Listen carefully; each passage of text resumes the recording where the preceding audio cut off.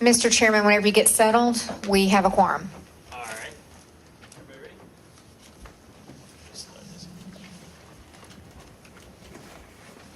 All right, I'd like to go ahead and call this meeting to order, the February 19th, 2014 City of Brookhaven Zoning Board of Appeals.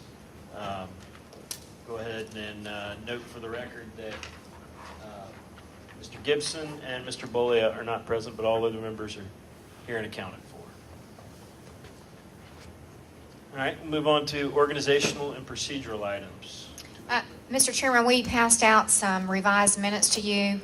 In your packet, you received the former work session and regular meeting minutes, and there was an improper reference to the deferral date for case 1327. The actual deferral date is April 16th, so we would ask that as you consider the vote on the minutes that you incorporate that date of the deferral being April 16th. Instead of the 21st? That would be correct. It would be April 16th. And that would be in both the work session minutes and the regular meeting minutes. And I think in your packet, that's on page 3 and on page 6.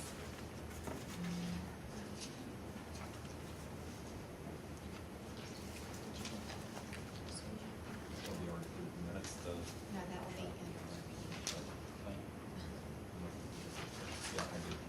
and I believe Mr. Curry would like to talk to you about some procedural aspects at this point. Okay. All right. Thank you, Mr. Chairman. At the last meeting, you directed me to prepare some proposals relating to really deadlines for the submittal of materials in connection with public hearings and also in connection with appeals from administrative decisions, one of which we have this evening that's there. And I have in draft these, but I'm not prepared to deliver them to you, but will do so shortly, but would like to sort of go through with you the purview of what the thoughts are, if I may. Sure. Okay.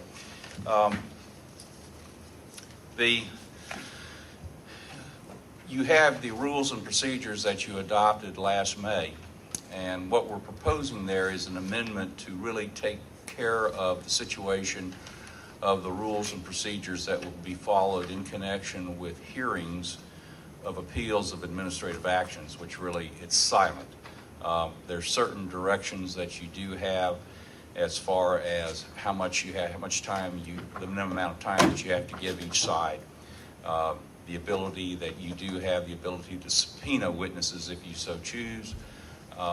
And you also provide in there the ability that witnesses have to give sworn testimony, they have to be sworn in, and they're also subject to cross-examination. So what I'm proposing is that, and we really will be using this as a guinea pig for this evening, because all of the councils that will be presenting have agreed to a set of procedures that we wish for you to approve for purposes of the hearing that will take place involving 2802 Ashford Drive. Mr. Fusco is here representing the appellants, who are the residents who are appealing the decision of the stop work order that was of the reversal of the stop work order that was done.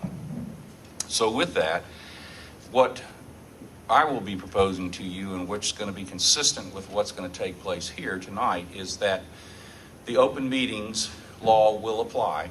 However, the public will not be available to make comment at these hearings. So there would be no public comment. This would really be here for the purpose of allowing the parties to present their case within the time frames being presented. It's there. I will note to you that in connection with the notice that was given to the landowners of this proceeding, which was 250 feet from the house, that notice did say that they would have the opportunity to comment.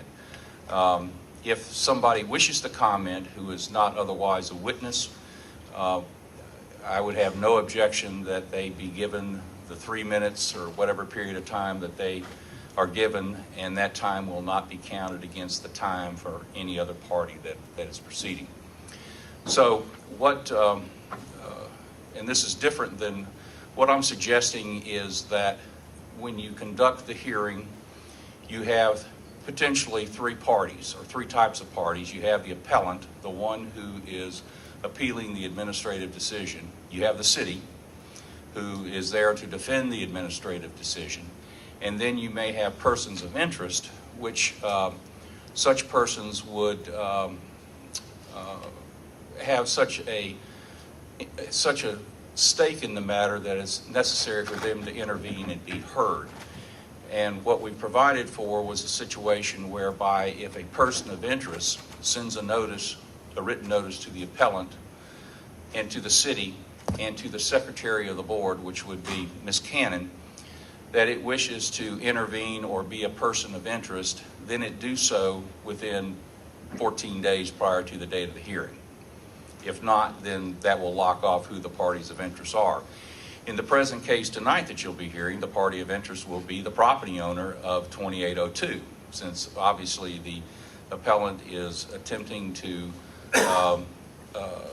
ask this zoning board to reverse a decision that has can adversely affect the property owner.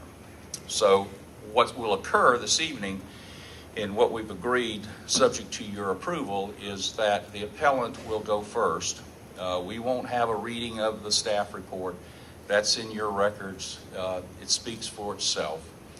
And the appellant will present its case, since it's the one that's advocating the appeal.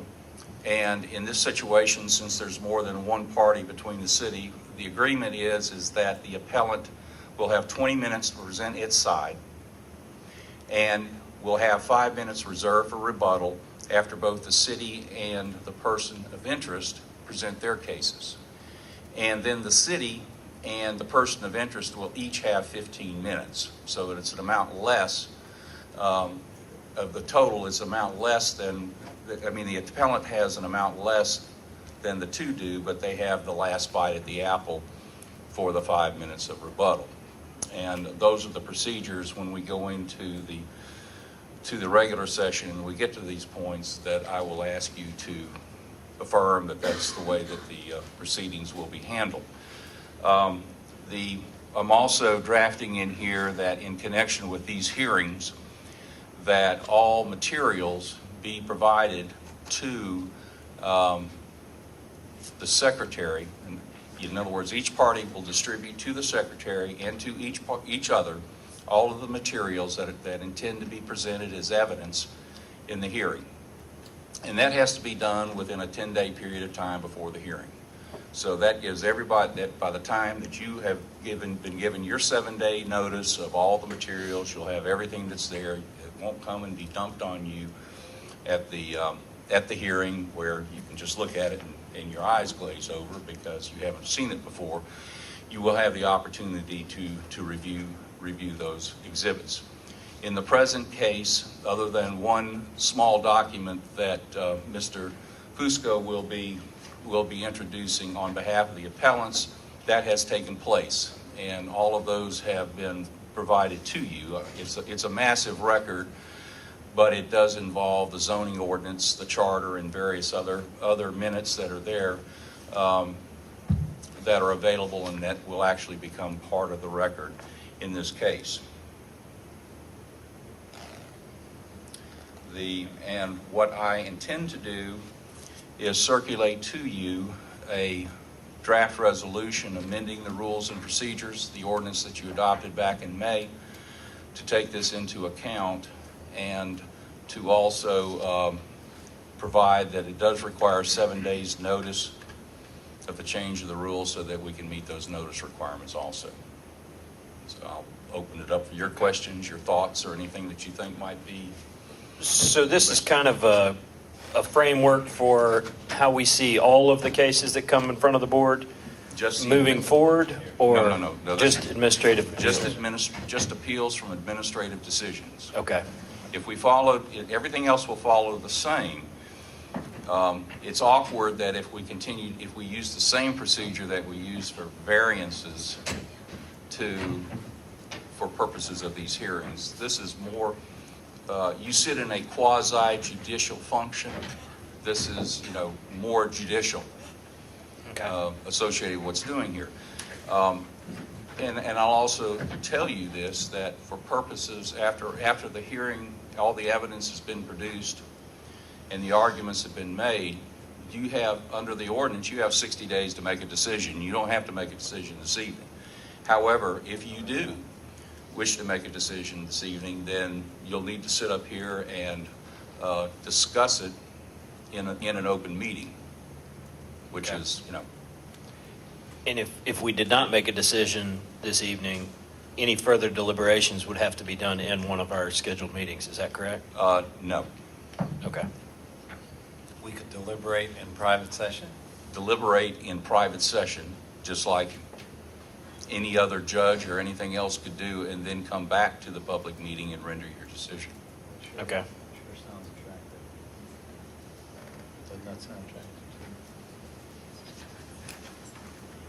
So my only concern is, can we change that procedure tonight and have it apply to a case that we're hearing tonight? Or do we have to have some kind of notification in advance of I'm sorry? tonight's meeting?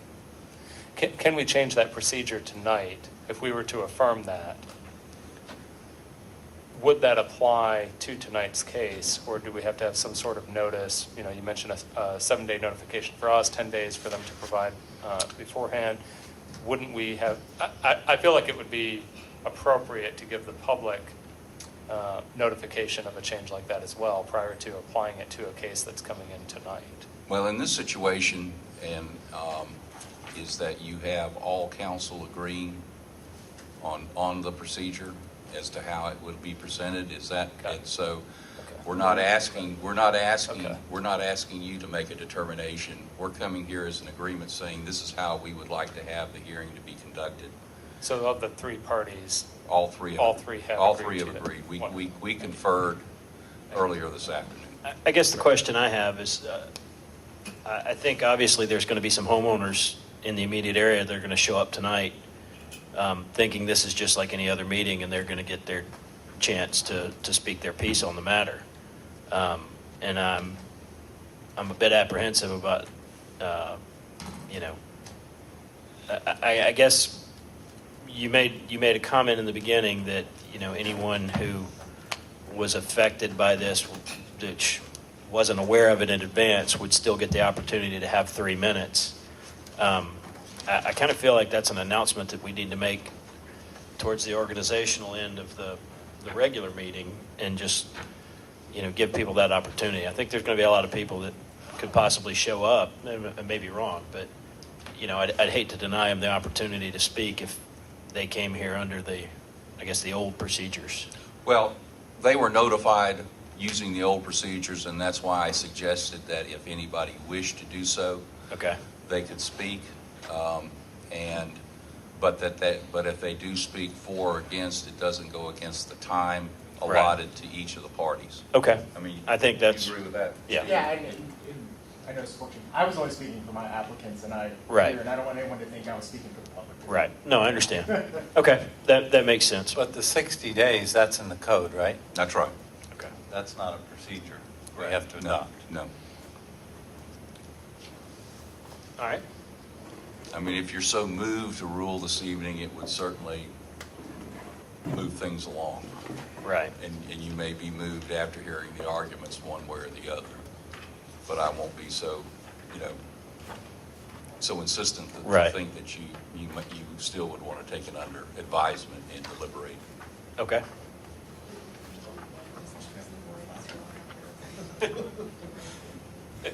At what point do we get to look at their flash drives? Absolutely. I imagine that has to do with that case. Yeah, the flash drives are the videos of all of the meetings that took place on January 14th and 15th. Were there any others? Those were on the link that was provided on the web. Okay. The flash drive is Those video. flash drives were provided to us City yesterday. meetings? So we were asked to provide them to you, but I think it was probably to ensure that you had that, but the links were all on the web that you had access to. In order for that to really be an issue, wouldn't we have to take a position that the board has the ability to make a ruling like that when council or we are being advised that we don't have that authority? So if we don't have the authority to say the zoning ordinance was not adopted in a valid way, then why do we need to see the videos? And those arguments will be made, and they will also be rebutted. So, I mean, that's just the process. We all read the brief, so. Right.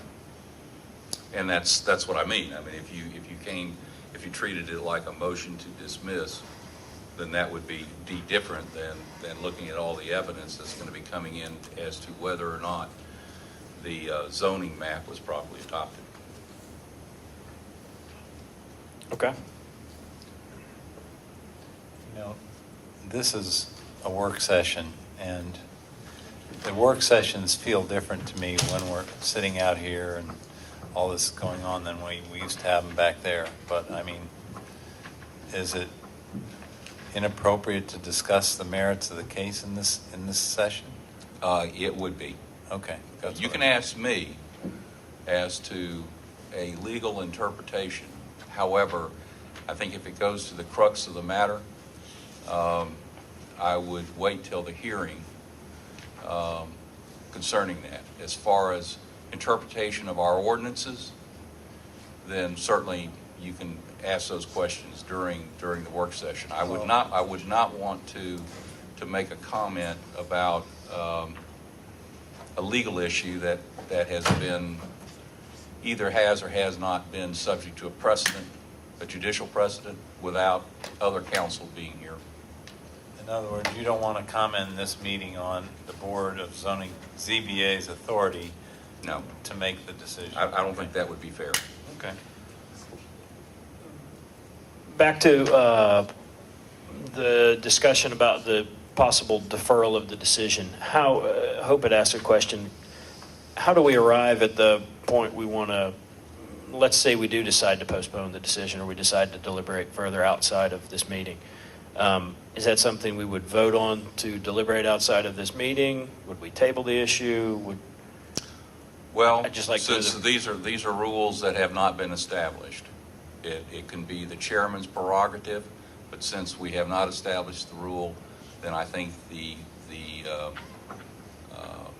board should vote Okay. to deliberate at a later time. Somebody should make a motion, and we vote on the motion just like we do everything else. That's right, and Okay. if the motion fails, then... Safest way to go. That's right, if the motion fails, then sit here and have at it, Okay. if you get to that point. You're right. If we get to that point, I think we just need to know what the procedure is in case it does get there. All right. Any other organizational or procedural items? No further organizational or procedural items. Okay. Well, let's move on to unfinished business. Unfinished business, you have case ZBA 1343, the case of Patio Homes. This case was deferred for 60 days. Originally, it was a request to reduce the front yard setback and a request to encroach into the 75-foot stream buffer. The applicant asked for deferral. The board granted a 60-day deferral. However, the revised plan for consideration was not received until February 10th. So the staff does not feel that we've had adequate time to review the request, and we would ask that the board defer this again for 30 days. You want to defer the Patsio's case? We just received the revised plan on February 10th. We have not had an opportunity to fully review their request. But if our decision is not dependent upon the plan, and we wanted to rule, you would be against that? I mean, isn't this a case where the staff proposed to deny this appeal, this application? We recommended denial of their request. Their request was to encroach in the front yard setback and to encroach in the stream buffer. Right. They were granted a 60-day deferral. at their request, and they submitted a revised plan. But the revised plan we received, we did not receive until Monday, February 10th, of which we have not had a chance to review and analyze. So you think So- their proposed plan might change your opinion, or you want to be sure? It may, but we haven't analyzed it. We just received it on Monday, the 10th. Well, Susan, do we have the ability, my understanding was we could defer something 30 days at our discretion, or they could request a deferral up to, I believe, 90 days. But if they've already deferred 90 days at their request, can we still defer? It was 60 days. The deferral was 60 Sorry, days. 60 days. Can we still defer an additional 30 days? Certainly, and you, because staff has requested it, does not necessarily mean that you have to approve the deferral. Right, but And you could may- we do that? Is yeah. it within our right to do that? It is. Okay. Has the landowner been, they're aware of the deferral, the request? Yes, they've been made aware of the deferral for 30 days. Then I would suggest that you see if they object and then decide what you want to do. If you're in a position to hear it, then that's your prerogative. Do we have the new plans? You do. Okay. It's right up there on the projector. That was included in your packet. So I'll show you the New difference. packet? Yes. Yes. But This not- is the it wasn't difference. on the email? It wasn't on the website? It was in the email, it was on the website, it's in the packets. It's on page, let's see, We're on Patzios, right? Yes, 1343 should be the first case in your packet. Page 17. Yeah, the one that's labeled at the top, plan for construction. Now, look at the colored plan. I got these two. Oh, I think that's the one. You gotta, this is your package. Can I ask and if this is an improper question, please stop me, but, did they also submit a revision to what they're asking for? We haven't fully analyzed it, but yes, it appears that they are no longer asking for a setback variance, Okay. and they're asking for a difference in their encroachment, but we haven't analyzed it completely. So we didn't have an opportunity to appropriately analyze it and go through the criteria, and that we formally had recommended denial. And with this new proposal, we have not had a chance to analyze it and go through the criteria to supply a report to the board. Okay, because it just, when I was looking at it, it appeared they were no longer seeking a stream buffer variance. They still are, as you can see right there, that hashed out section in orange is still, it's within the stream buffer. but the hashed out section orange That's not doesn't that. have any construction, any permanent improvements on it. But Does it's- it? They're disturbing It's it. still disturbance associated with Okay. it. That, what they're identifying there, if you could see the fine print, it's Yeah. for a temporary egress related to the construction of the home. So there's going to be land disturbance associated with that area, Okay. essentially. So they need a variance even to disturb Correct. for construction. Per the city's stream buffer, it's 75 feet undisturbed. Right, you can have foot traffic, but you could not have any equipment cross that. So we have not had the opportunity to fully analyze their revised plan.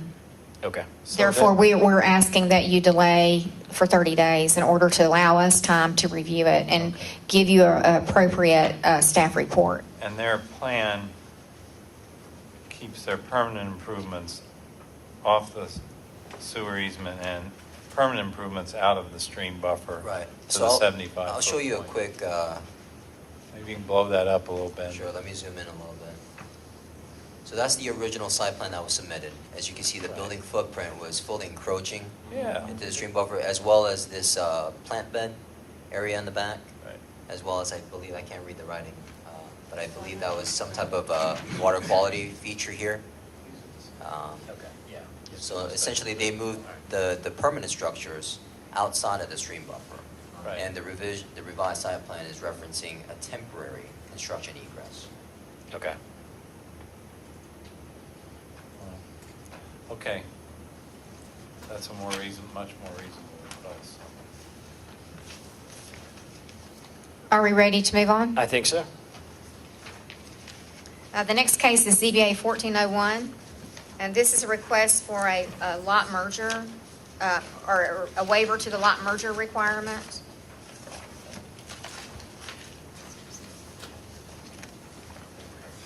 This is for property located at 2492 J Drive. Basically, as you look at the overhead, you'll see that the plan identifies the original lot layout, and the applicant is requesting to revert back to the original two-lot configuration. The ordinance allows for the Zoning Board of Appeals to consider this type of request. The home and asphalt drive that are currently shown, they're actually recognizing what's out on the site now, but their proposal is to basically revert back to the originally recorded lots from, what year was that, Ben? I believe it's 1923. From the early 1900s. And this is the appropriate venue to consider that request. I want to point out the 75-foot line here. When I went and looked at this, I saw there was objection that, oh, well, you give them this, they'll have to come back and ask for more variances later. You know, so it appears like they could build here without any kind of stream buffer variance. So what's the front yard setback for Well, the zoning? the minimum of the district is 30, but we would have to analyze the average front yard setback depending on what's on either side. Right, 30 here. So it would depend on, what that actually is, but they're not asking for that at this moment. If they move forward with that, that would be step 2. Step 1 is the request before this board to allow them to revert to the original 2 lots. They've not submitted a building plan. If they were granted the ability to separate into 2 lots, wouldn't that be creating 2 non-conforming lots? You can go ahead. What's the street line? What's the lot? Well, And then this is, what's it zoned? So here's the 75 foot. So it would, neither would meet the 75-foot lot width, but at the time of the adoption of the zoning ordinance in DeKalb County, none of the lots in the subdivision were conforming once they adopted it. Does that, meaning that every other lot in the subdivision is 70 feet wide and it's R75, so every one of them is non-conforming, the lot. Sure. Well, I guess my thought process is there was a reason, right, that it became 1 lot so that it would be a conforming lot versus 2 separate non-conforming lots. Am I understanding that correctly? Well, That's incorrect. yeah, and this is the confusion associated with this merger provision that they have, that where you have 2 landowners, or if you have the same landowner owning 2 lots, that there's merger. There's no time period under the statute which says how long you can, there's no minimum time of waiting to saying that I want to have it back to 2 lots again. The merger really is there for property tax purposes and land use purposes as far as what may take place, because they could do something on the 2 lots together that they likely couldn't do on each lot. But also note that these were subdivided lots, and so they're part of a recorded subdivision plat, and there's nothing that precludes an owner from selling one of the lots, where if they sold the north lot to Joe Blow, then the assessors would assign a new property tax parcel number, and then you'd have 2 parcels again. So it was there, I think they were thinking that it would help property taxes and reduce values if you brought it together. But What it's done is create confusion, because when the ordinances were adopted, it created all these non-conforming lots, not non-conforming uses, but non-conforming lots. If you look in your packet on page 53, you'll see the layout of Brookhaven Fields, the plat of Brookhaven Fields. Okay. But I still think Hope's making a good point here. This is an R75 district. They're asking us to create 2 lots with 50 foot of width. Is that right? No, they're 70 feet, aren't they? No. No. It's 50 feet, but we're not, It's 100 foot wide. The 2 together are 100 feet wide. we're not.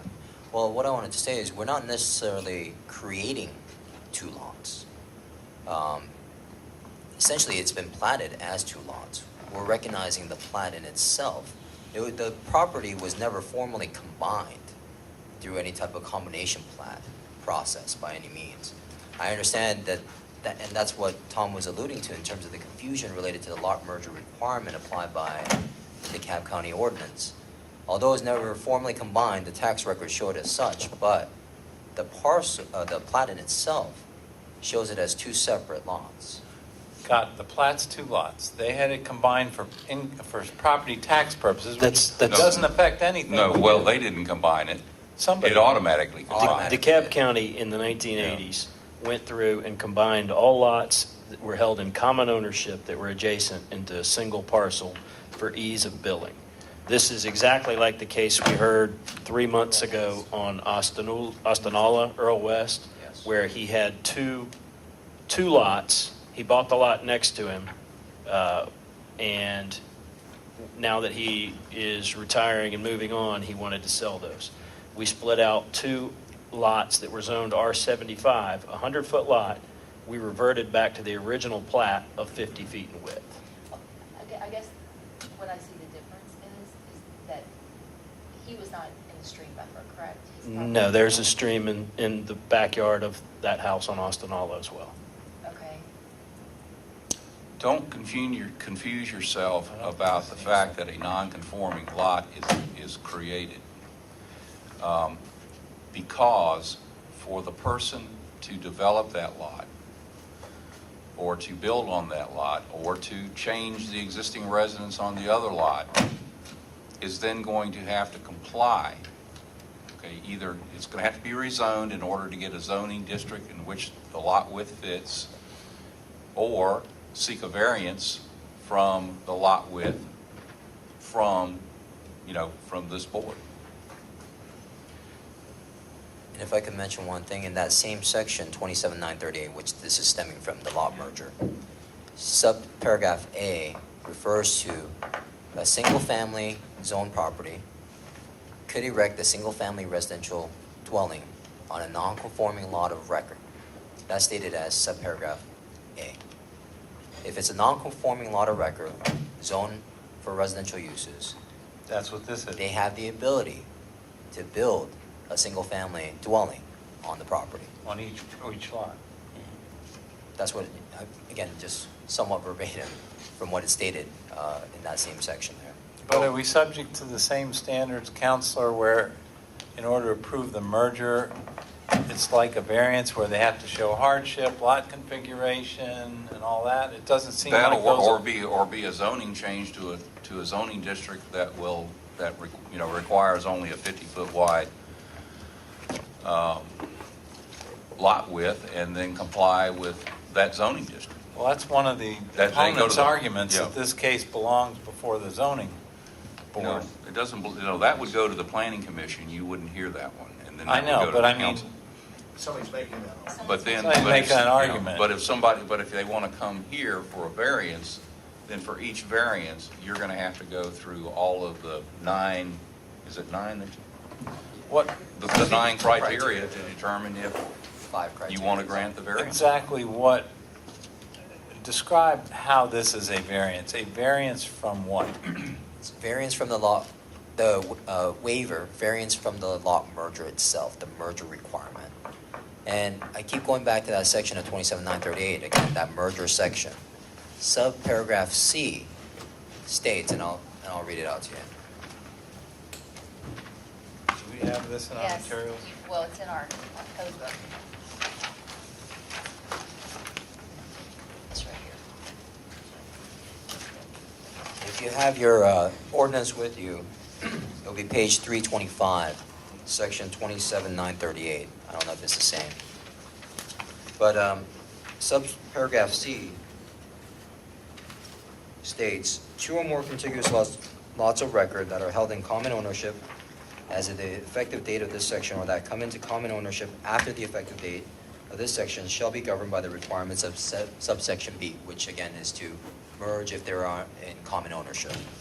unless the owner obtains a variance from the City of Brookhaven Zoning Board of Appeals pursuant to the provisions of Section 27915. 27915 is, those are the restrictions to which, excuse me, to which the board cannot hear variances on. You know, meaning changing of conditions related to zoning and so forth. And the criteria set forth in Section 27916, which Mr. Curry was referring to, in terms of the criteria that we review all our variances, the 5 criteria. So it states there that the authority to provide a waiver, provide a variance, it is the Zoning Board of Appeals.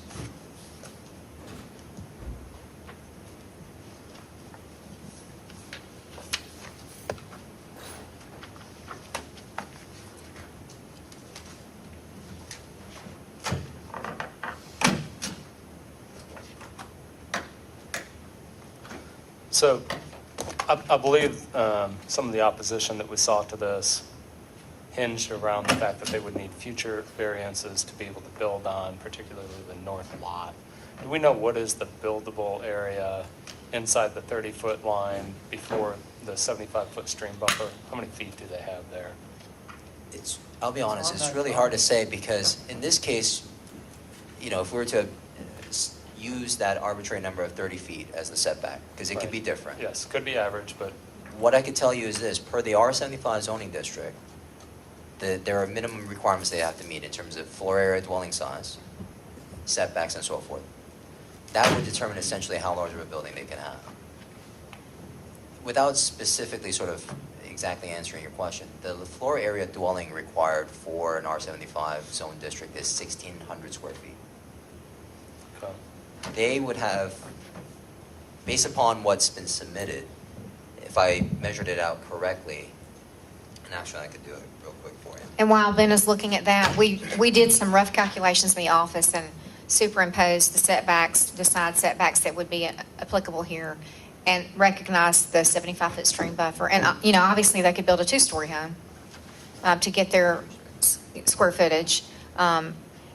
And clearly it appeared as though they could at least build a 2,400 square foot home, if not larger, so without asking for a variance. So we don't know what would be proposed, but we do feel that there is buildable area there to meet the minimum of the district.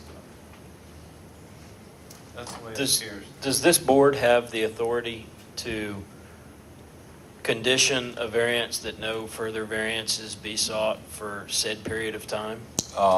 You can provide that condition, but that condition would be unenforceable.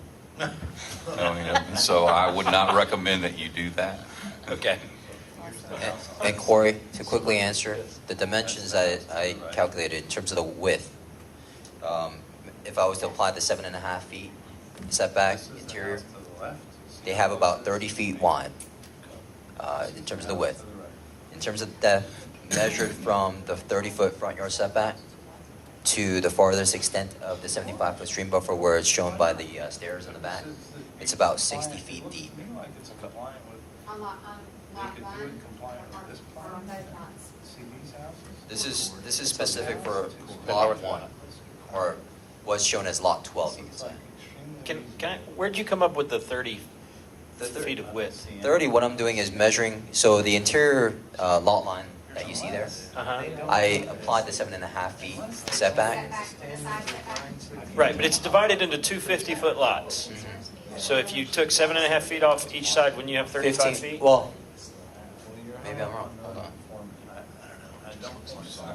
There you go. I think, Yeah, no, I think you've got plenty of room. Math alone, you're correct, it is 35, I just checked my Okay. calculation, but yes.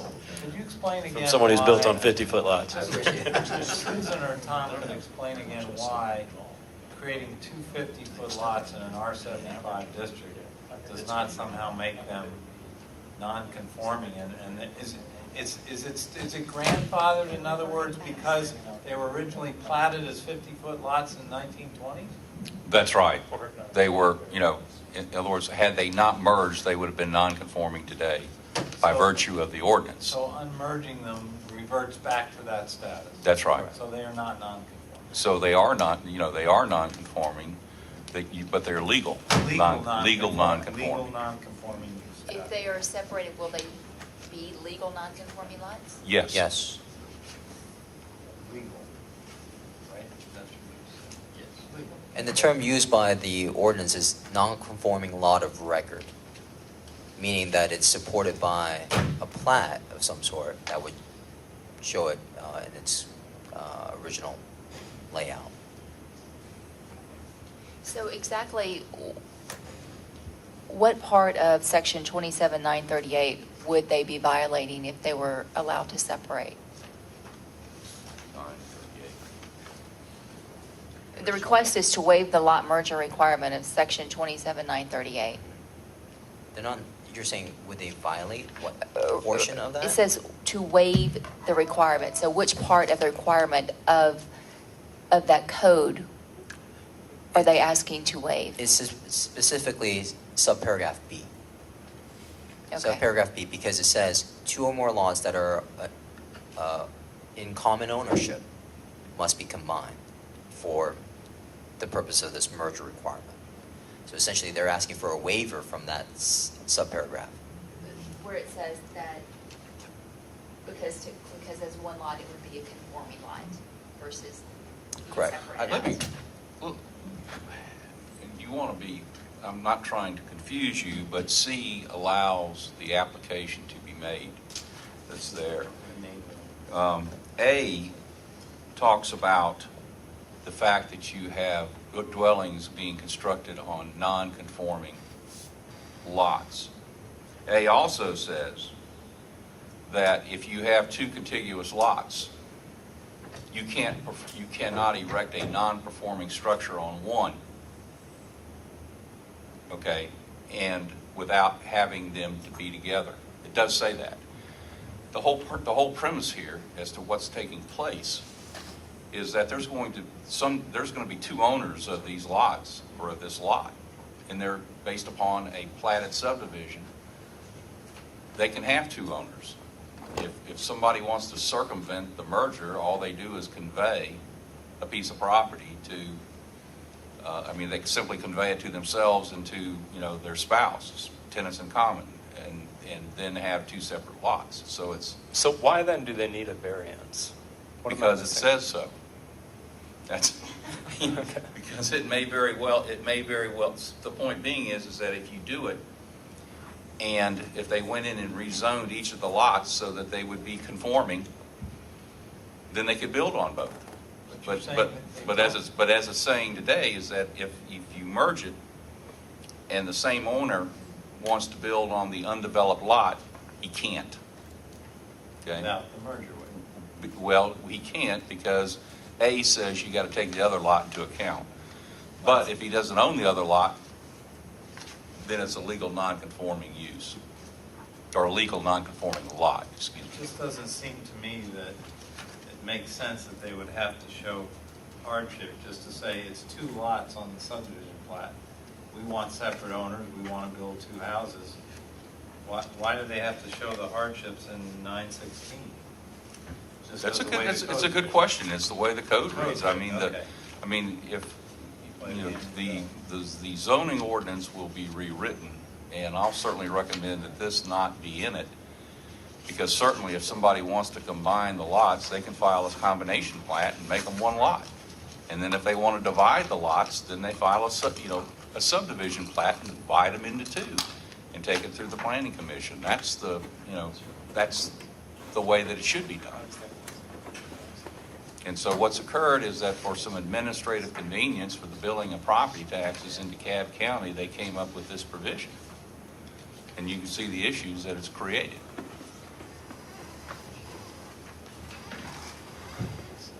I can see where one would be.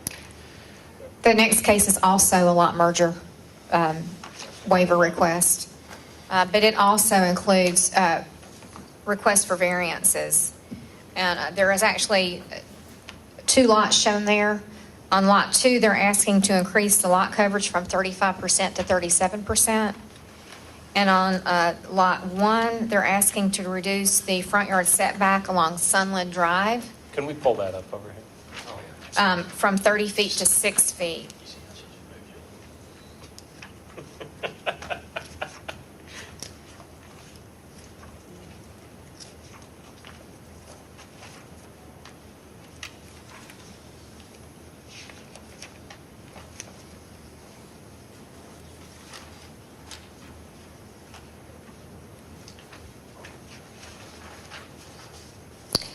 We did not support the request for the six-foot setback on Sunland Drive and asked that, and believe that they should conform to the 7.5-foot side yard building line setback requirement, which has been also applied to similar property to the northern intersection along Apple Valley Road.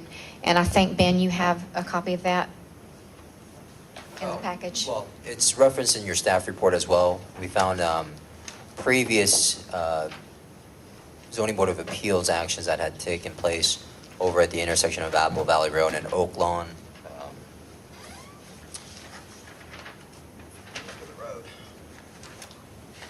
And more or less, it's kind of observing Sunland as a side rather than a front, with the front being observed along Apple Valley. Oak Lawn Avenue, and yeah, essentially it's pretty much maintaining the uniformity in terms of setbacks, because along this stretch of Sunland Drive, you don't have, it's unique to Sunland Drive in this case, that you would have a corner lot that faces along Apple Valley, or in this orientation that they're presenting here. Most of the homes on Sunland lot would have direct orientation towards Sunland. So we thought, just for the matter of maintaining uniformity along Apple Valley, even from the farthest corner that went through a variance to reduce this setback to 7.5 feet, we decided to apply that as well in this case. Who owns the alley, Ben? Good question. I don't know at this point. I mean, Has it been abandoned? I don't know. It's more of a question towards Public Works, but I do not necessarily know the status of that alley at this point. I can tell you that up towards Oak Lawn, it is not abandoned. But I don't know about this end of Apple Valley. On this end, it seems it's vegetated, but it's still recognized as such.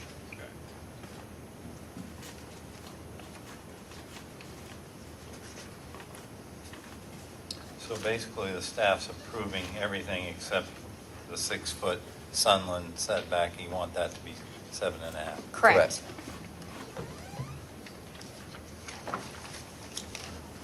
Now, is this originally platted as 2 lots also? Correct. This was originally platted in 1912 as part of Peachtree Road Park. And it is shown as 2 separate lots of record.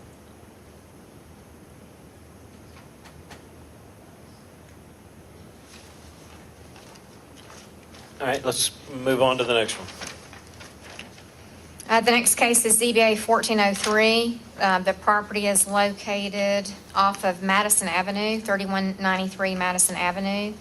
The request is to reduce the rear yard setback, reduce the swimming pool setback, increase lot coverage, and allow for a retaining wall up to 8 feet in the front yard. The request for lot coverage increase is from 35% to 46.81%. The rear yard setback request variance is from 40 feet to 12 feet. On the plan, you'll see that part of that area for the reduction relates to the patio on the rear of the home, and then also the pool to the rear of the property. The request is for it to observe a 4-foot setback with an 8-foot privacy fence around the property.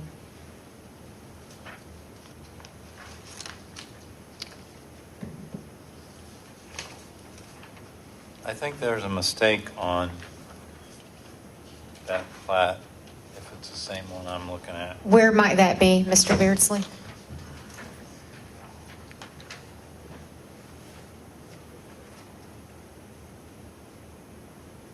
This said 100 feet, you even crossed it out.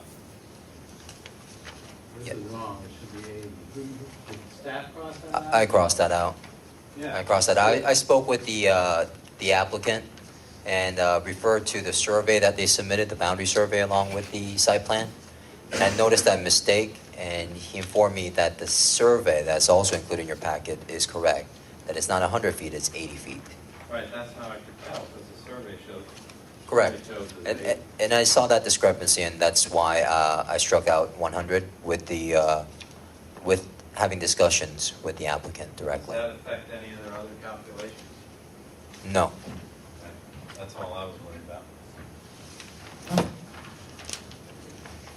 that's kind of the bird's eye view. I don't know if you want to go into any more detail at this point, but I'd just like a show of hands of the board members that went up to the top of this lot. Climbed it, huh? It's a hike. You climbed it too? No, You could walk your dog over there. So You couldn't get your stroller, you couldn't get your stroller up there, could Well, you? then I got the, well, if there are no other questions, Do we have any other cases? the last one is the appeal. I think we kind of discussed that earlier. Don't know if we really need to go into that. I think probably better to just hear that one in the meeting. Everybody agree? Yes. Okay. If you'd like to adjourn. Wow, we have I move we adjourn the work Second. session. all those Thank in, you. all those in Second. favor? All right. Aye. Thank you. This work session is now adjourned. Thank you. That's right.